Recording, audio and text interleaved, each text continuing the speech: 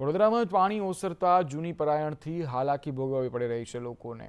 પહેલા પાણી અને હવે રોડ રસ્તાનું ધોવાણ અને આ રોડ રસ્તાનું ધોવાણ થયાનું સામે આવ્યું છે, જેને લઈ લોકો હાલ ત્રાહિમામ પોકારી ઉઠ્યા છે. આજવા રોડ સરદાર એસ્ટેટ રોડ પર ખાડારાજ જોવા મળી રહ્યું છે. સરદાર એસ્ટેટ રોડ પર 1.5 ફૂટ જેટલા ઊંડા ખાડા જોવા મળી રહ્યા છે, તો બીજી તરફ જૂનું ખોદકામ પણ બેસી જતા હાલાકી ભોગવવાનો વારો આવ્યો છે. રાહદારીઓએ પાલિકા સામે આક્રોશ ઠાલવ્યો છે, ત્યારે શહેરીજનોનું કહેવું છે કે પહેલા પૂરથી ઘરવખરીને નુકસાન થયું, હવે કમરનો દુખાવો અને વાહનોને નુકસાન થઈ રહ્યું છે. વાઘોડિયા રોડ પર સ્વામી વિવેકાનંદ સર્કલ પાસે ખાડા જોવા મળી રહ્યા છે, ત્યારે નજીકમાં સ્કૂલ આવેલી હોવાથી વાલીઓને પણ ભારે તકલીફ ભોગવવાનો વારો આવ્યો છે. વડોદરા શહેરમાં પૂરના પાણી તો ઓસરી ગયા છે, પરંતુ હવે ખાડા છોડતા ગયા છે. આજવા રોડ ખાતે અહીંયા સરદાર એસ્ટેટ રોડ છે, અહીંયા મસ્ત મોટા અહીંયા ખાડા પડ્યા છે, જેને લીધે અહીંયા ટ્રાફિક જામની પણ સમસ્યા સર્જાઈ રહી છે. સાહેબ, તમે આ રોડ પરથી જાઓ છો, અહીંયા આ ખાડાના કારણે કેટલી તકલીફ પડે છે, લોકોના વાહનોને પણ નુકસાન થશે? હા, બહુ લોકોને નુકસાન થાય છે અને આ રીતનું ના હોવું જોઈએ. સરકારે આની પર ધ્યાન આપવું જોઈએ, પણ અત્યારે કોઈ કશું વિચારે, કોઈ આમ માણસનું કોઈ વિચારતું નથી. નુકસાન તો થાય ને, નુકસાન બહુ થાય છે. મારે આગળનું ટાયર ડગ થઈ જાય છે, કોઈ પેસેન્જર બેસતું નહીં. રોડ કેટલા ટાઈમથી આટલા વર્ષોથી આટલું છે, કોઈ જોવા હરકું નહીં આવતું, જોવા પણ નહીં આવે. હા, અને પાણી ભરાઈ જાય તો દેખાય ના, એટલે એક્સિડન્ટ થાય. એક્સિડન્ટ બી થાય. હા, પાછા ધોવાઈ જ જાય. 10 વખત તો રિપેર કર્યા અને કંપની તો એવી હાલત થઈ જાય છે કે અમને 10,000 રૂપિયા ખર્ચો કર્યો કંબર માટે. 10,000 નો ખર્ચો? હા, એટલે શું થઈ ગયેલું? કંબર ગાદી ખસી ગઈ. આ ખાડા લીધે તો ગાદી બી ખસી ગઈ. કોણ ખર્ચો કરે? સરકાર થોડે ખર્ચો આલવાના છે રિક્ષાવાળાને. ભાઈ, આ તમારી આ 4 વ્હીલર તો આખી જ જાણે ડિસ્કો રોડ થઈ ગયો છે અહીંયા. ડિસ્કો રોડ ને આજ એવું લાગે કે ડાન્સ ઇન્ડિયા ડાન્સનો કઈ ડાન્સ ચાલતો હોય એવું લાગે છે. અને છેલ્લા 1 મહિનાથી આ રોડ એવો જ છે. આગળ બી ખાડો હતો, કોઈ પૂરવા તૈયાર નથી. આ છેલ્લા 15 દિવસથી એવું ચાલે છે. વડોદરામાં જાણે કે કઈ શું થઈ ગયું છે ખબર જ નહીં પડતી. છેલ્લા 2 વર્ષથી વડોદરાની હાલત બહુ જ ખરાબ થઈ ગઈ છે. કેમેરા પર્સન નિકેશ ઓડન સાથે કુણાલ શર્મા, સંદેશ ન્યૂઝ, વડોદરા. તો વડોદરામાં ખાડારાજ મુદ્દે સ્થાયી સમિતિ ચેરમેનનું પણ નિવેદન આવ્યું. તેઓએ કહ્યું કે પાણી ભરાતા ફરી રોડ રસ્તા ધોવાઈ ગયા છે. ગણેશ ચતુર્થીમાં 10,000 મેટ્રિક ટન ડામરથી સમારકામ કરવામાં આવ્યું હતું. આ એ જ વ્યક્તિ છે કે જેઓએ હાલ શીતલ મિસ્ત્રી દ્વારા કહેવામાં આવ્યું હતું કે પાણીનું લેવલ ઘટી રહ્યું છે. હાલ કોઈ પણ પ્રકારની સમસ્યા નથી, પરંતુ દ્રશ્યો કંઈક અલગ છે. ગેરંટીવાળા રસ્તા છે, ત્યાં કોન્ટ્રાક્ટર ખર્ચે સમારકામ થશે, પરંતુ સમારકામ કરવું પડશે, સમયનો વેડફાટ કરવો પડશે, લોકોને પરેશાની વેઠવી પડશે. વાત એ છે, કોન્ટ્રાક્ટર બેદરકારી રાખશે તો દંડ કરી અને પેનલ્ટી વસૂલશો, પરંતુ આ પેનલ્ટી વસૂલી અને લોકોની તકલીફ પડી છે તે કઈ રીતના ચૂકવશો? અન્ય માર્ગ પર મરામત માટે ભાવપત્રક મંગાવવામાં આવશે તેવું પણ તેઓએ કહ્યું. સાથે જ નવરાત્રી દરમિયાન અને દિવાળી પહેલાં સમારકામ થઈ જશે તેવું આશાવાદ આપવામાં આવ્યો છે. ત્યારે વડોદરાવાસી કહી રહ્યા છે કે અમને આશાવાદ નથી જોતો, થોડો સમય લઈ લો, પણ હવે કામ કરો તો ચોક્કસ અને સારું કરજો, કારણ કે વારંવાર હવે આ રીતે પરિસ્થિતિ જોઈ શકાય અને ભોગવી શકાય તેમ નથી. ચોમાસાની ઋતુ બાદ રોડ પર ખાડા ટેકરા પડી જતા હોય છે અને એને રિપેર કરવા પડે. ગણપતિના તહેવાર તો લગભગ 10,000 ટન મેટ્રિક ટન જેટલો હોટમિક્સ માલ વાપરી અને મોટાભાગના ખાડા રિપેરિંગ કર્યા. હજુ પાછી ફરી પૂરની પરિસ્થિતિ કે વોટર લોગિંગ પરિસ્થિતિને લીધે કોઈ જગ્યાએ રિપેરિંગ કરવાની જરૂર લાગશે. તો નવરાત્રિના તહેવાર દરમિયાન દસરા સુધીમાં દિવાળી પહેલાં તમામ રસ્તાઓ રિપેર થાય એ પ્રમાણે વોર ફૂટિંગથી કામ કરવામાં આવશે. કોરું નીકળતા જે રસ્તામાં એફડીઆઈ કરવાનું છે, ફૂલ ડેપ્થ રિસ્ટોરેશન, કાર્પેટિંગ અને સીલકોટ કરવાના અને નવીન ઇજારાઓ પણ થવામાં આવનાર છે ઝોનમાં. કે જે કોઈ રોડ રસ્તા રિપેરિંગ કરવાના છે, વોર ફૂટિંગથી દિવાળી સુધીમાં જેટલું મેક્સિમમ કામ ખેંચાય એટલું કરવામાં આવશે. વાત આગળ દેવભૂમિ દ્વારકાની, જ્યાં સામાજિક તત્વોએ માછીમારી સમાજના એક વ્યક્તિને મારતા ફિશિંગ બોટ એસોસિએશને પ્રાંત કચેરી ખાતે આવેદનપત્ર આપી કડક કાર્યવાહી કરવા માટે રજૂઆત કરી હતી. અસામાજિક તત્વો દ્વારા અવારનવાર નાના માછીમારો તેમજ ગંગામાં કામ કરતા મજૂર વર્ગને પણ અવારનવાર પરેશાન કરવામાં આવે છે અને તેની રજૂઆત પણ કરવામાં આવી હતી. આ મામલે ભવિષ્યમાં આવા બનાવ ન બને તે માટે આરોપીઓ વિરુદ્ધ કડક કાર્યવાહી કરવામાં આવે અને તેઓને કડક સજા કરવાની માંગ ઉઠી રહી છે. હા, પ્રાંત અધિકારી સાહેબને મળ્યા, અમે એમને ડિટેલ સમજાવી અને એમણે કીધું કે અમે આમાં પૂરેપૂરું સમજી લો કે જે ન્યાય મળે એ માટે અમે જે કરવું પડતું હશે કરશું. તો વડોદરામાં પેવર બ્લોકની કામગીરી સામે સવાલો ઉઠ્યા છે. નરસિંહજીની પોળમાં પેવર બ્લોક પર રોડ બનાવવામાં આવ્યા છે. ઓલરેડી બ્લોક નાખી દેવામાં આવ્યા છે અને બ્લોકની ઉપર રોડ બનાવવામાં આવ્યા છે. ખબર નહીં તંત્ર શું કરી રહ્યું છે, પરંતુ કંઈક કરી રહ્યું છે. જે પણ કરી રહ્યું છે તેને લઈને લોકો નાખુશ જોવા મળી રહ્યા છે. પેવર બ્લોક પર રોડનું પેચવર્ક ઉખડી ગયું છે. મ્યુનિસિપલ કોર્પોરેશનની કામગીરી સામે સવાલો ઉઠી રહ્યા છે. સમગ્ર મામલે નાયબ કાર્યપાલક ઇજનેરનું નિવેદન સામે આવ્યું. તેઓએ કહ્યું કે સ્થાનિકોની રજૂઆત બાદ જ આ કાર્યવાહી કરવામાં આવી છે. તો પેચવર્કમાંથી ગ્રીટ ઉખડી ગયાની ફરિયાદ નથી મળી. ફરિયાદ મળશે તો કાર્યવાહી કરવામાં આવશે. માં આદ્ય શક્તિ જગતજનની જગદંબાના નવરાત્રિના પાવન પર્વને હવે માત્ર ગણતરીનો એક જ દિવસ આડો છે. ત્યારે નરસિંહજીની પોળ ખાતે સ્થાનિક રહીશો કાઉન્સિલરોની રજૂઆતને પગલે કોર્પોરેશન દ્વારા પેવર બ્લોક ઉપર રોડ બનાવવામાં આવ્યો હતો. જે રોડ વિવાદમાં આવ્યો હતો. અધિકારીઓએ બુદ્ધિનું પ્રદર્શન કર્યું અને જે રોડ બનાવ્યો તે રોડ આપ જોઈ શકો છો. અહીંયા રોડની જે વરસાદ પડે એમાં કપચી જે ગ્રીટ આવે એ ગ્રીટ પણ ઉખડીને બહાર નીકળી આવી છે. આપ જોઈ શકો છો તે પ્રમાણે કોઈ બી ખેલૈયા હશે, કોઈ બી ગરબા રમનાર હશે, કોઈ મહિલા હશે, બેન હશે કે ભાઈ હશે, કોઈ પણ અહીંયા ગરબા રમી શકે એવી પરિસ્થિતિ નથી. આ તમામ ગ્રીટ આ બધી ઉખડી ગઈ છે. હિરેન મોદી, સંદેશ ન્યૂઝ, વડોદરા. કામગીરી ગરબાને ધ્યાને રાખી, નાના બાળકોના ગરબાને રાખી સ્થાનિકની રહીશોની રજૂઆત તથા કાઉન્સિલ રજૂઆત રાખી અને જે 14 વર્ષ જૂના જે પેવર બ્લોક હતા એની પર નાના બાળકોના ગરબાને ધ્યાને રાખી ડિપાર્ટમેન્ટની પેચવર્કની કામગીરી હાથ ધરવામાં આવે છે. એ અમારા ધ્યાન પર અમે જોઈ લઈશું. એનું કંઈક નિરાકરણ હશે અમે જોઈ લઈશું. વડોદરાના શિનોર તાલુકાના કંજેઠા ગામે ગ્રામજનોએ ગ્રામ પંચાયતની તાળાબંધી કરી છે. તલાટી કમ મંત્રી અનિયમિતતાથી ગામ લોકોને ભારે હાલાકી ભોગવવાનો વારો આવ્યો છે. લોકોએ ગ્રામ પંચાયત કચેરીને અચોક્કસ મુદ્દત સુધી તાળાબંધી કરીને તાલુકા પંચાયત કચેરીમાં ટીડીઓને લેખિતમાં તલાટી બદલવાની રજૂઆત કરી છે. પંચાયત કચેરી કકડધજ હાલતમાં કાર્યરત છે. નવું પંચાયત ઘર બનાવવાનું ચાલુ થતાની સાથે કામ બંધ થયું છે.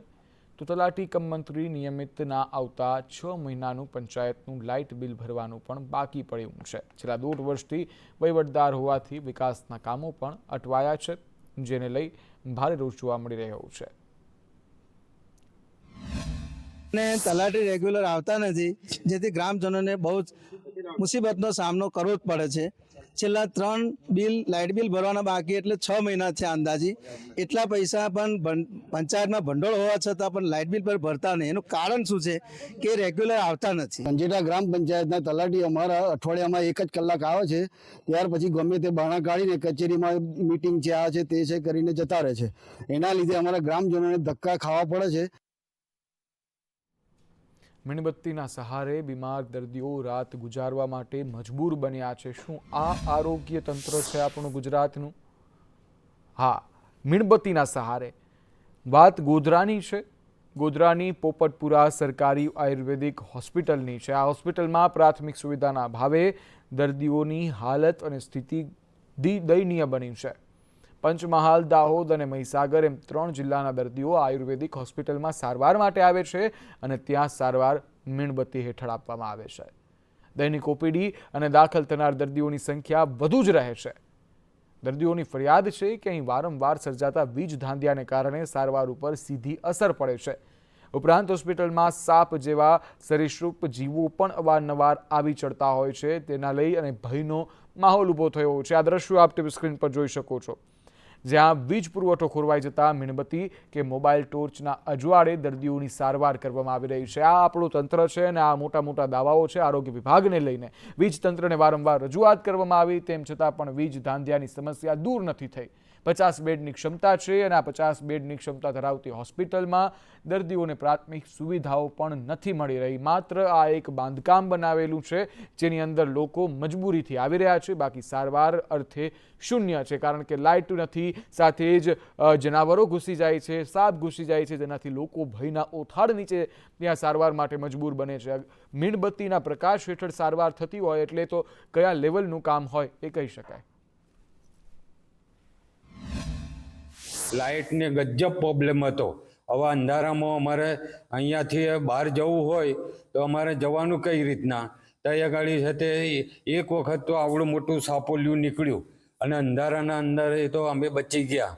પછી લાઇટ વગર છે તે આ પાણી, હવે લાઇટ હોય તો પાણીના ટાંકા ભરાય, તો જ અમારે છે તે જાજરૂ બાથરૂમ કે આ બધા દર્દીઓને જવાનું મળે.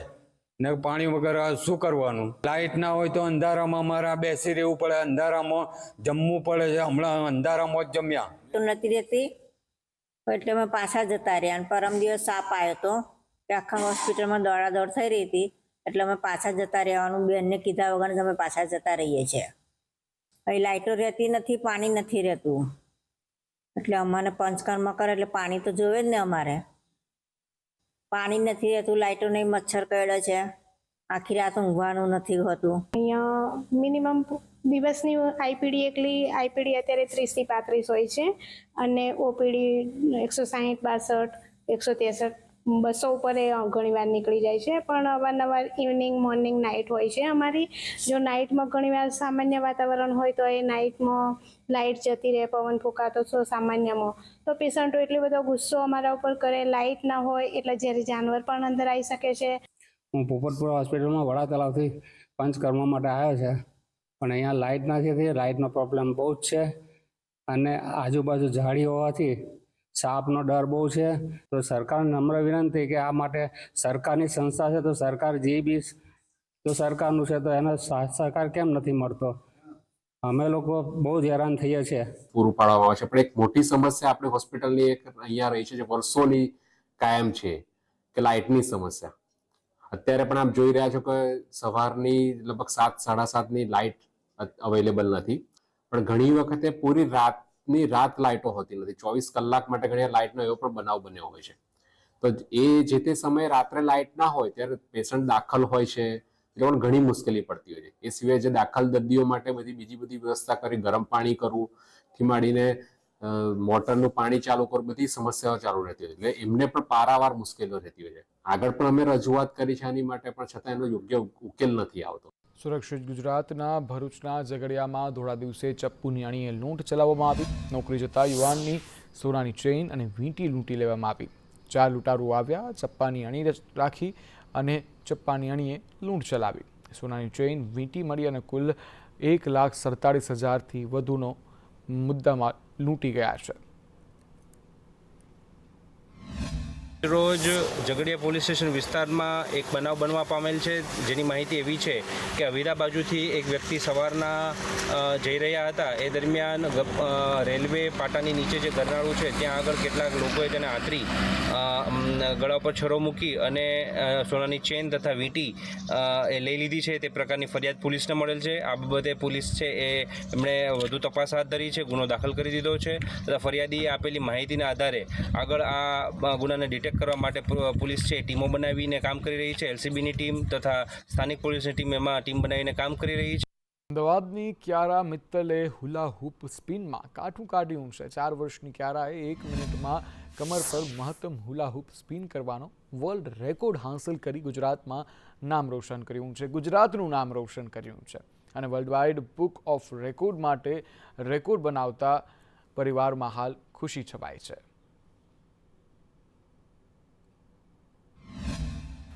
हुला हुप करते मैंने 170 हुला हुप करा है. अच्छा, मुझे पैर में और पाल में घुमाना है. और किसने आपकी हेल्प की थी? मम्मी या पापा या दादा दादी? शिफ्ट मैंने. अच्छा, आप अकेले ने?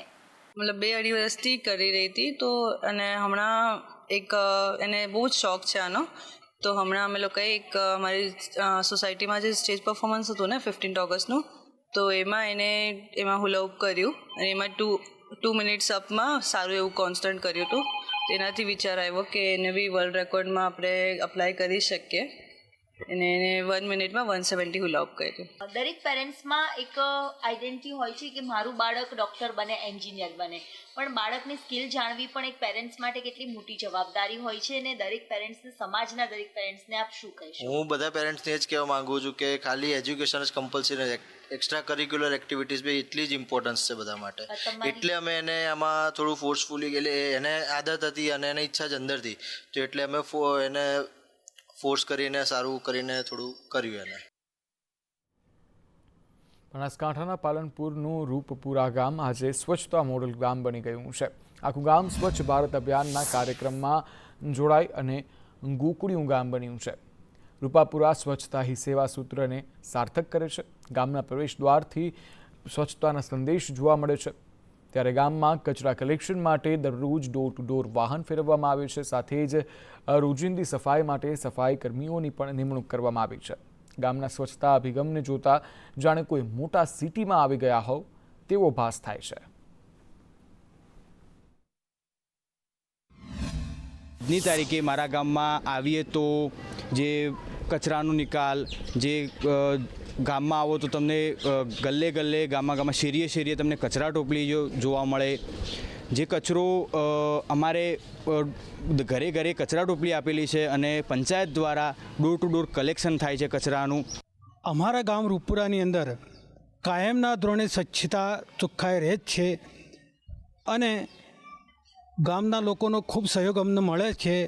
જે ચોખ્ખાઈની દૃષ્ટિએ કોઈ પણ કામની દૃષ્ટિએ. પછી અમારા ગામની અંદર ફૂલ શૌચાલય, કોઈ આખા ગામની અંદર શૌચાલય છે.